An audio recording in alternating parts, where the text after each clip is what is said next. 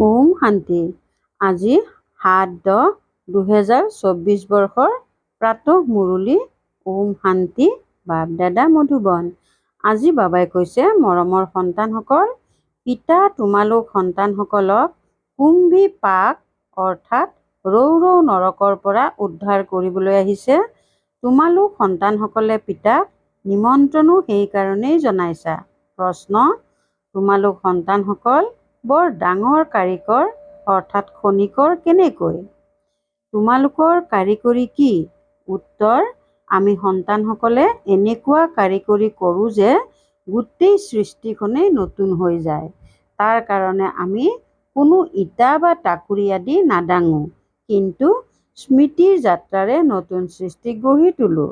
আমি আনন্দিত হওঁ যে আমি নতুন সৃষ্টি স্থাপনা কৰি আছোঁ। আমিয়েই আকৌ এনেকুৱা স্বৰ্গৰ মালিক হ'মগৈ। ওম শান্তি। মৰমৰ আত্মিক সন্তানসকলৰ প্ৰতি আত্মিক পিতাই বুজায়, তোমালোকে যেতিয়া নিজৰ নিজৰ গাঁৱৰ পৰা ওলাই আহা, তেতিয়া বুদ্ধিত এইটো থাকেনে যে আমি শিৱ বাবাৰ পাঠশালালৈ গৈ আছোঁ? এনেকুৱা নহয় যে কোনো সাধু সন্ত আদিক দৰ্শন কৰিবলৈ বা শাস্ত্ৰ আদি শুনিবলৈ আহা। তোমালোকে জানা যে আমি শিৱ বাবাৰ ওচৰলৈ যাওঁ। জগতৰ মনুষ্যইটো ভাবে শিৱ ওপৰত থাকে। তেওঁলোকে যেতিয়া স্মৰণ কৰে তেতিয়া চকু মেলি নবহে। তেওঁলোকে চকু মুদি ধ্যানত বহে। শিৱলিংগটো দেখা পোৱা যায়। শিৱৰ মন্দিৰলৈ গ'লে তেতিয়াও যেতিয়া শিৱক স্মৰণ কৰে তেতিয়া ওপৰলৈ চাব বা মন্দিৰ স্মৃতিলৈ আহিব। কোনোৱে আকৌ চকু বন্ধ কৰি বহে। এনেকৈ ভাবে যে যদি নাম ৰূপৰ ফালে দৃষ্টি যায় তেন্তে আমাৰ সাধনা খণ্ডিত হৈ যাব।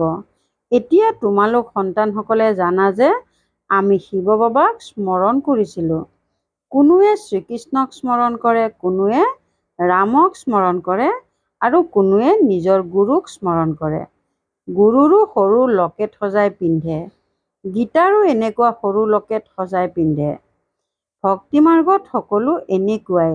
ঘৰত থাকিও স্মৰণ কৰে, স্মৃতিত থাকি যাত্ৰাও কৰে। চিত্ৰটো ঘৰত ৰাখি পূজা কৰিব পাৰে, কিন্তু এয়াও ভক্তিৰ নিয়ম।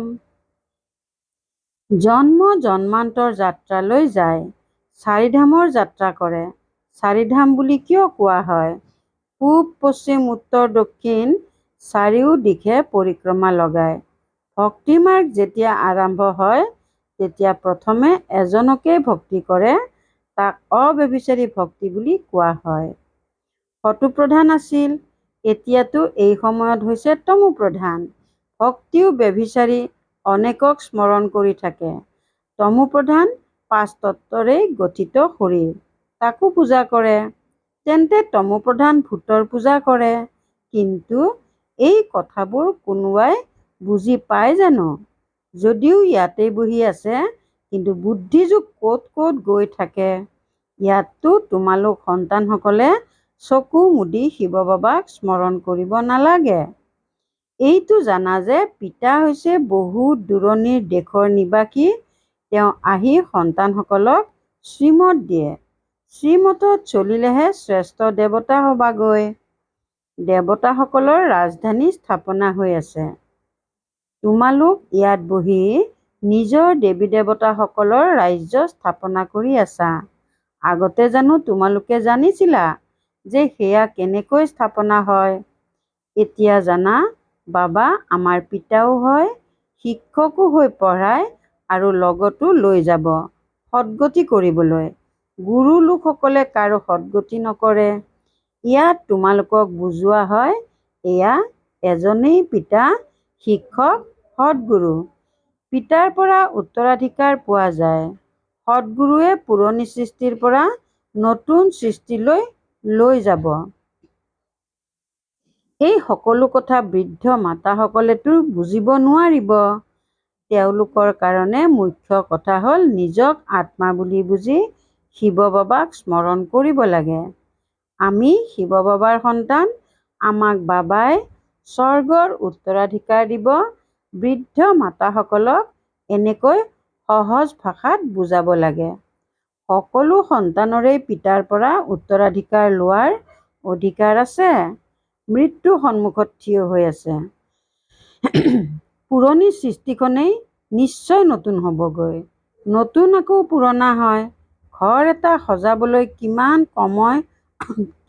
কম সময় লাগে, কিন্তু পুৰণা হ'বলৈ 100 বছৰ লাগি যায়। এতিয়া তোমালোক সন্তানসকলে জানা যে এই পুৰণি সৃষ্টি এতিয়া নাশ হৈ যাব। এতিয়া এয়া যি যুদ্ধ হ'ব সেয়া আকৌ 5000 বছৰ পাছত হ'ব। এই সকলোবোৰ কথা বৃদ্ধ মাতাসকলেতো বুজিব নোৱাৰে। তেওঁলোকক বুজোৱাটো আকৌ ব্ৰাহ্মণীসকলৰ কাম। তেওঁলোকৰ কাৰণেতো এটা শব্দই যথেষ্ট। নিজক আত্মা বুলি বুজি পিতাক স্মৰণ কৰা। তোমালোক আত্মাসকল পৰমধামৰ নিবাসী। আকৌ ইয়াত শৰীৰ ধাৰণ কৰি ভূমিকা পালন কৰা। আত্মাই ইয়াত দুখ আৰু সুখৰ ভূমিকা পালন কৰে। মুখ্য কথা পিতাই কয়, মোক আৰু সুখধামক স্মৃতিত ৰাখা। পিতাক স্মৃতিত ৰাখিলে পাপ খণ্ডন হ'ব আৰু তেতিয়া স্বৰ্গলৈ আহি যাবা। যিয়ে যিমান স্মৰণ কৰিব সিমানেই পাপ খণ্ডন হ'ব। বৃদ্ধ মাতাসকলৰ অভ্যাস হৈ গৈছে সৎসংগত গৈ কথা শুনেগৈ। তেওঁলোকক বাৰে বাৰে পিতাৰ স্মৃতি সোঁৱৰাই দিব লাগে। স্কুলত পঢ়া হয়, কথা শুনা নহয়। ভক্তি মাৰ্গততো তোমালোকে বহুত কথা শুনিলা, কিন্তু তাৰ পৰা একো লাভ নহয়। শ্ৰী শ্ৰী সৃষ্টিখনৰ পৰা নতুন সৃষ্টিলৈতো যাব নোৱাৰে। মনুষ্যই ৰচয়িতা পিতা আৰু ৰচনাক নাজানে। তোমালোকেও আগতে নাজানিছিলা।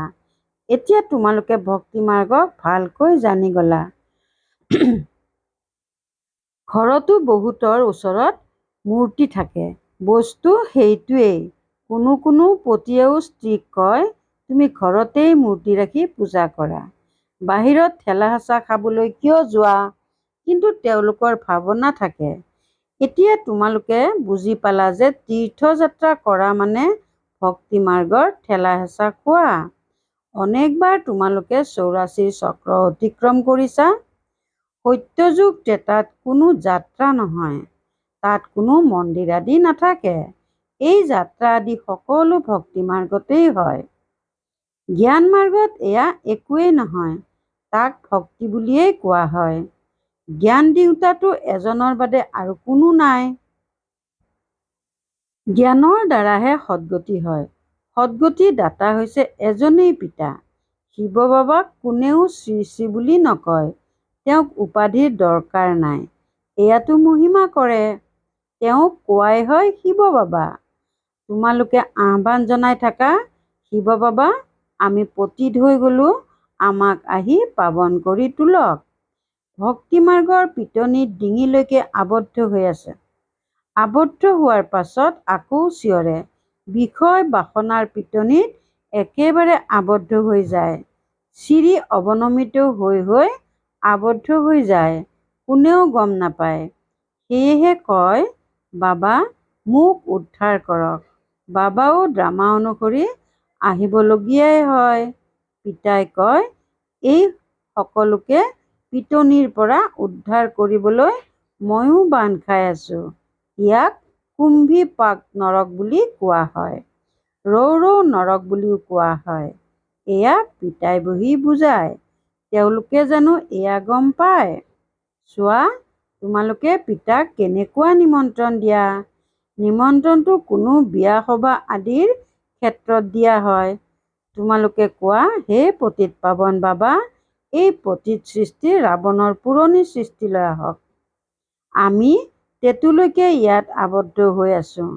পিতাৰ বাহিৰেতো আন কোনেও ইয়াৰ পৰা উলিয়াব নোৱাৰে। এনেকৈ কয়ো। দূৰণিৰ দেশৰ নিবাসী শিৱ বাবা, এইখন হৈছে ৰাৱণৰ দেশ। সকলো আত্মা তমোপ্ৰধান হৈ গল। সেয়েহে আহ্বানো জনাই যে আহি পাৱন কৰি তোলক। পতিত পাৱন সীতাৰাম এনেকৈ গাই চিঞৰি থাকে। এনেকুৱা নহয় যে তেওঁলোক পবিত্ৰ হৈ থাকে। এই সৃষ্টিখনেই হৈছে পতিত। ৰাৱণৰ ৰাজ্য। ইয়াতেই তোমালোক আবদ্ধ হৈ গলা, সেয়েহে এনেকৈ নিমন্ত্ৰণ জনাইছা। বাবা, আপুনি আহি আমাক কুম্ভীপাক নৰকৰ পৰা উদ্ধাৰ কৰক। সেয়েহে পিতা আহিছে। তোমালোকৰ কিমান বাধ্য সেৱক। ড্ৰামাত তোমালোক সন্তানসকলে অপাৰ দুখ দেখিছা। সময় বাগৰি গৈ থাকে, এটা ছেকেণ্ড আনটোৰ সৈতে নিমিলে। এতিয়া পিতাই তোমালোকক লক্ষ্মী নাৰায়ণৰ দৰে গঢ়ি তোলে। আকৌ তোমালোকে আধা কল্প ৰাজ্য কৰিবা। স্মৃতিলৈ আনা। এতিয়া সময় বহুত কম।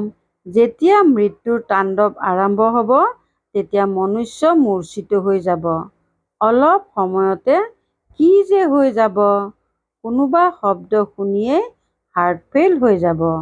এনেকৈ মৰিব যে তাৰ কথাই নুসুধিবা। চোৱা, বহুত বৃদ্ধ মাতা আহিছে। তেওঁলোকে একোৱেই বুজিব নোৱাৰে। যেনেকৈ তীৰ্থলৈ গ'লে ইজনে সিজনক দেখি তৈয়াৰ হৈ যায়, তেওঁলোকো আহে। এতিয়া তোমালোকে জানা যে ভক্তিমাৰ্গৰ তীৰ্থযাত্ৰাৰ অৰ্থই হ'ল অৱনমিত হোৱা, তমোপ্ৰধান হোৱা। এয়াই হৈছে তোমালোকৰ সকলোতকৈ ডাঙৰ যাত্ৰা, যাৰ দ্বাৰা তোমালোক পতিত সৃষ্টিৰ পৰা পাৱন সৃষ্টিলৈ যোৱা। গতিকে এই সন্তানসকলক কিবাতো শিৱ বাবাৰ স্মৃতি সোঁৱৰাই থাকা। শিৱ বাবাৰ নাম স্মৃতিত আছেনে? অলপো যদি শুনিছে, তেন্তে স্বৰ্গলৈ আহিব। ইয়াৰ ফল নিশ্চয় পাব। বাকী পদটো পঢ়াৰ দ্বাৰা পোৱা যায়। তাতেই বহুত পাৰ্থক্য হৈ যায়। উচ্চতকৈ উচ্চ আকৌ নীচতকৈ নীচ, ৰাতি দিনৰ পাৰ্থক্য হৈ যায়। ক'ত প্ৰধানমন্ত্ৰী, ক'ত দাস-দাসী। ৰাজধানী ক্ৰমানুসৰিয়ে থাকে। স্বৰ্গতো ৰাজধানী হ'ব, কিন্তু তাত পাপ আত্মা বা বিকাৰী নাথাকিব। সেইখন হয়েই নিৰ্বিকাৰী সৃষ্টি। তোমালোকে ক'বা, আমি এই লক্ষ্মীনাৰায়ণ নিশ্চয় হ'মগৈ। তোমালোকে হাত উঠোৱা। দেখিলে বৃদ্ধ মাতাসকলেও হাত উঠাই দিব। বুজি একো নাপায়, তথাপি পিতাৰ ওচৰলৈ আহিছে। যেতিয়া স্বৰ্গলৈতো যাব, কিন্তু সকলো জানো এনেকুৱা হ'ব? প্ৰজাও হ'ব। পিতাই কয়, মই গৰীবৰ ত্ৰাণকৰ্তা। গতিকে বাবা গৰীবসকলক দেখি আনন্দিত হয়। লাগিলে যিমানেই চহকী পদমপতি নহওঁ কিয়, তেওঁলোকতকৈ এওঁলোক 21 জন্মৰ কাৰণে উচ্চ পদ পাব। সেয়াও ভাল। বৃদ্ধ মাতাসকল যেতিয়া আহে, পিতা বহুত আনন্দিত হয়। তথাপিতো শ্ৰীকৃষ্ণপুৰীলৈতো আহি যাব। এইখন হৈছে ৰাৱণপুৰী। যিয়ে ভালকৈ পঢ়িব, তেওঁলোকে শ্ৰীকৃষ্ণকো কোলাত ল'ব। প্ৰজা জানো ভিতৰলৈ আহিব পাৰিব? তেওঁলোকেতো কেতিয়াবাহে দেখা পাব। যেনেকৈ পোপে খিৰিকীৰে সাক্ষাৎ দিয়ে, লাখ লাখ আহি একগোট হয় দৰ্শন কৰিবলৈ, কিন্তু আমিনো তেওঁৰ কি সাক্ষাৎ কৰিম? সদা পবিত্ৰটো হৈছে এজনেই পিতা, যিয়ে আহি তোমালোকক পাৱন কৰি তোলে। গোটেই বিশ্বকে শতপ্ৰধান কৰি তোলে। তাত এই 5 ভূত নাথাকিব। 5 তত্ত্বও শতপ্ৰধান হৈ যায়, তোমালোকৰ গোলাম হৈ যায়। কেতিয়াও এনেকুৱা গৰম নহ'ব যাৰ বাবে লোকচান হৈ যাব। 5 তত্ত্বও নিয়ম অনুসৰি চলে। অকালতে মৃত্যু নহয়। এতিয়া যিহেতু তোমালোক স্বৰ্গলৈ যাবা, বুদ্ধিযোগ নৰকৰ পৰা আঁতৰাই দিয়া উচিত। যেনেকৈ নতুন ঘৰ নিৰ্মাণ কৰিলে পুৰণা ঘৰৰ পৰা বুদ্ধি আঁতৰি যায়, বুদ্ধি নতুন ঘৰত গুচি যায়, এয়া আকৌ হৈছে বেহদৰ কথা। নতুন সৃষ্টি স্থাপনা হৈ আছে, পুৰণি সৃষ্টিৰ বিনাশ হ'ব। তোমালোক হৈছা নতুন সৃষ্টি স্বৰ্গ স্থাপনা কৰোঁতা। তোমালোক বহুত ভাল কাৰিকৰ। নিজৰ কাৰণে স্বৰ্গ স্থাপনা কৰি আছা। কিমান ডাঙৰ কাৰিকৰ হোৱা। স্মৃতিৰ যাত্ৰাৰে নতুন সৃষ্টি স্বৰ্গ স্থাপনা কৰা। অলপো যদি স্মৰণ কৰা, তেন্তে স্বৰ্গলৈ আহি যাবা। তোমালোকে গুপ্তবেশত স্বৰ্গ স্থাপনা কৰি আছা, এইটো জানা যে আমি এই শৰীৰ এৰি আকৌ গৈ স্বৰ্গত নিবাস কৰিমগৈ গতিকে এনেহেন বেহদৰ পিতাক পাহৰিব নালাগে। এতিয়া তোমালোকে স্বৰ্গলৈ যাবলৈ পঢ়ি আছা। নিজৰ ৰাজধানী স্থাপনা কৰিবলৈ পুৰুষাৰ্থ কৰি আছা। এই ৰাৱণৰ ৰাজধানী নাশ হৈ যাব। তেন্তে ভিতৰি কিমান আনন্দিত হ'ব লাগে। আমিতো এই স্বৰ্গ অনেকবাৰ স্থাপনা কৰিছোঁ, ৰাজ্য ল'লোঁ, আকৌ হেৰুৱালোঁ। এইখিনি স্মৃতিত থাকিলেও সেয়াও বহুত ভাল। আমি স্বৰ্গৰ মালিক আছিলোঁ। পিতাই আমাক এনেকৈ গঢ়ি তুলিছিল। পিতাক স্মৰণ কৰিলে তোমালোকৰ পাপ ভস্ম হ'ব। কিমান সহজ ৰীতিৰে তোমালোকে স্বৰ্গ স্থাপনা কৰি আছা। পুৰণি সৃষ্টিৰ বিনাশৰ কাৰণে কিমান বস্তু আৱিষ্কাৰ হৈয়ে আছে। প্ৰাকৃতিক দুৰ্যোগ, মিছাইল আদিৰ দ্বাৰা গোটেই পুৰণি সৃষ্টি নাশ হ'ব। এতিয়া পিতা আহিছে তোমালোকক শ্ৰেষ্ঠ মত দিবলৈ, শ্ৰেষ্ঠ স্বৰ্গৰ স্থাপনা কৰিবলৈ। অনেকবাৰ তোমালোকে এয়া স্থাপনা কৰিছা, গতিকে বুদ্ধিত সেই স্মৃতি থাকিব লাগে। অনেকবাৰ ৰাজ্য ল'লা, আকৌ হেৰুৱালা। এইটো যাতে বুদ্ধিত চলি থাকে আৰু ইজনে সিজনকো এই কথাবোৰ শুনাবা। বাহ্যিক কথাত সময় নষ্ট নকৰিবা। পিতাক স্মৰণ কৰা, স্বদৰ্শন চক্ৰধাৰী হোৱা। ইয়াত সন্তানসকলে ভালকৈ শুনি আকৌ বহুত মন্থন কৰিব লাগে, স্মৃতিলৈ আনিব লাগে। বাবাই কি শুনালে, শিৱ বাবা আৰু উত্তৰাধিকাৰক নিশ্চয় স্মৃতিত ৰাখিব লাগে। পিতাই হাতত স্বৰ্গলৈ আহিছে, সেয়েহে পবিত্ৰও হ'ব লাগে। পবিত্ৰ নহ'লে শাস্তি খাব লাগিব। পদো বহুত তলৰ খাপৰ পাবা। স্বৰ্গত উচ্চ পদ পাবলৈ হ'লে ভালকৈ ধাৰণা কৰা। পিতাই মাৰ্গটো বহুত সহজেই দেখুৱাই দিয়ে। ভাল বাৰু, অতি মৰমৰ কল্পৰ পাছত পুনৰাই মিলিত হোৱা সন্তানসকলৰ প্ৰতি মাতা পিতা বাপ দাদাৰ স্নেহপূৰ্ণ স্মৰণ আৰু সুপ্ৰভাত। আত্মিক পিতাৰ আত্মিক সন্তানসকলক নমস্কাৰ। ধাৰণাৰ বাবে মুখ্য সাৰ ১ নম্বৰ। পিতাই যি শুনায় সেয়া ভালকৈ শুনি মন্থন কৰিব লাগে। বাহ্যিক জগতৰ কথাত নিজৰ সময় নষ্ট কৰিব নালাগে। ২ নম্বৰ। পিতাৰ স্মৃতিত চকু মুদি বহিব নালাগে। শ্ৰীকৃষ্ণৰ ৰাজধানীত আহিবলৈ পঢ়া ভালকৈ পঢ়িব লাগে। বৰদান: মন বুদ্ধি জামেলাৰ পৰা একাষৰীয়া কৰি মিলন মেলা উদযাপন কৰোঁতা ঝামেলামুক্ত হোৱা। মন বুদ্ধি জামেলাৰ পৰা একাষৰীয়া কৰি মিলন মেলা উদযাপন কৰোঁতা ঝামেলামুক্ত হোৱা। বহুত সন্তানে ভাবে এই ঝামেলা নাইকিয়া হ'লে তেতিয়া আমাৰ অৱস্থা বা সেৱা ভাল হৈ যাব। কিন্তু ঝামেলাৰ পাহাৰ সদৃশ্য। পাহাৰ আঁতৰি নাযাব।